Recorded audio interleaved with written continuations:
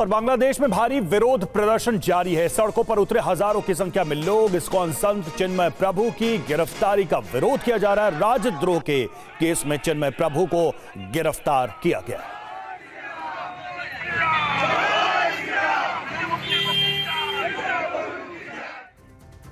सड़कों पर उतरी भीड़ ने लगाए जय श्री राम के नारे और चिन्मय प्रभु की गिरफ्तारी का विरोध भी किया गया। प्रदर्शनकारियों को रोकने के लिए सेना और सशस्त्र बलों की तैनाती की गई है।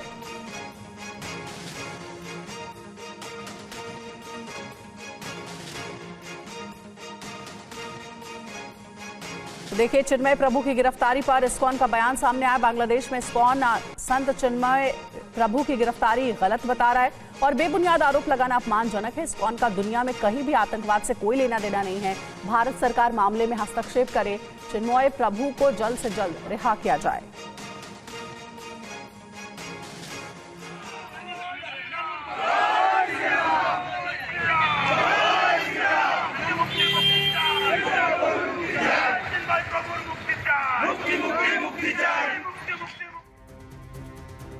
और बीजेपी नेता अग्निमित्रा पॉल ने चिन्मय प्रभु की गिरफ्तारी पर नाराजगी जताई है। कहा कि चिन्मय प्रभु की गिरफ्तारी गलत है। बांग्लादेश में हिंदू पर अत्याचार होगा तो हम चुप नहीं बैठेंगे। तो ये हम बोलना चाहते हैं कि हिंदू जो पश्चिम बंगाल में है, हिंदू जो भारत में है, वो हम लोग चुपचाप नहीं बैठेंगे। अगर हमारे ब्रह्मचारी चिन्मय कृष्णदास ब्रह्मचारी को कुछ हो गया तो हम लोग आज पश्चिम बंगाल का हिंदू हमारे इधर आग लगेगा और हम लोग भी प्रतिवाद करेंगे। हम लोग चुप नहीं बैठेंगे।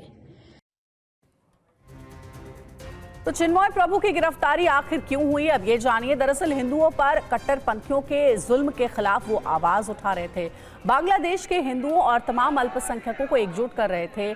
25 अक्टूबर चटगांव में विरोध प्रदर्शन हुआ। करीब 2 लाख हिंदू वहां पर जुटे। 22 नवंबर को रंगपुर में बड़ी रैली का आयोजन हुआ। 4 लाख हिंदू वहां पर इकट्ठे हुए। 13 दिसंबर को खुलना में सम्मेलन था, लेकिन चिन्मय प्रभु गिरफ्तार कर लिए गए। 13 दिसंबर को बड़ी संख्या में हिंदुओं के जुटने की आशंका थी। और बांग्लादेशी हिंदुओं की मांग क्या है, जरा इस पर भी गौर करते हैं। हिंदुओं के खिलाफ अत्याचारों की फौरन सुनवाई हो, ये सबसे पहले ये कहा जा रहा है। और मुकदमों की सुनवाई के लिए ट्रिब्यूनल का गठन किया जाए, ये भी डिमांड में शामिल है। पीड़ितों को मुआवजा और पुनर्वास की व्यवस्था की जाए। अल्पसंख्यक संरक्षण अधिनियम लाया जाए और अल्पसंख्यक मामलों का एक मंत्रालय भी बनाया जाए, जिससे उनके हितों की भी सुरक्षा हो सके। मनीष झा हमारे साथ, हमारे सहयोगी जुड़े हुए हैं। मनीष, अब तो बात खुलकर आ गई है और ये बहुत साफ दिख रहा है कि जो मौजूदा सरकार है या जो मौजूदा व्यवस्था है वो खुलकर हिंदुओं के खिलाफ काम कर रही है। ये जो गिरफ्तारी हुई है, जो लोग सड़कों पर उतरे हैं, ये जानते हुए कि इसका आधार गलत है, फिर भी ये किया जा रहा है क्योंकि दबाव है कहीं ना कहीं सरकार के ऊपर।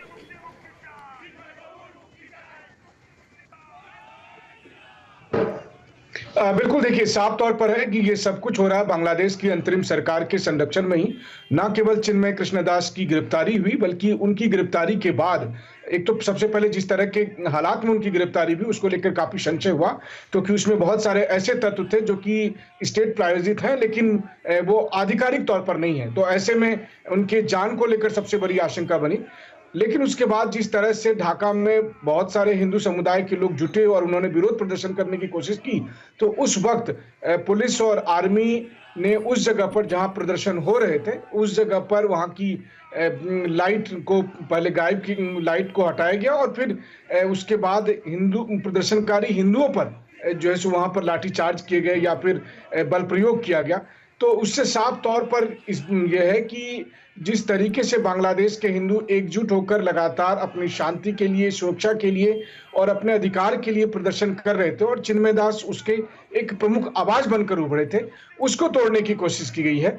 और लगातार टारगेट पर बांग्लादेश के हिंदू होते आए हैं, खास करके शेख हसीना के हटाए जाने के बाद से अगर आप देखें तो पूरी तरह से टारगेट बांग्लादेशी हिंदू हैं, बल्कि उन्हें यह कहकर कि भारतीय एजेंट है, उन्हें कहकर टॉर्चर करने के तमाम वीडियो सामने आ रहे हैं। और उसमें वही लोग हैं जो कि इस वक्त सरकार में शामिल हैं, चाहे वो बीएनपी के लोग हो, जमात के लोग हो, इनके ही जो अगवा करने वाले लोग हैं, बिल्कुल मनीष, बांग्लादेश में हिंदुओं को लेकर हालात और खराब होते जा रहे हैं। बहुत बहुत शुक्रिया आपका हमसे जुड़ने के लिए।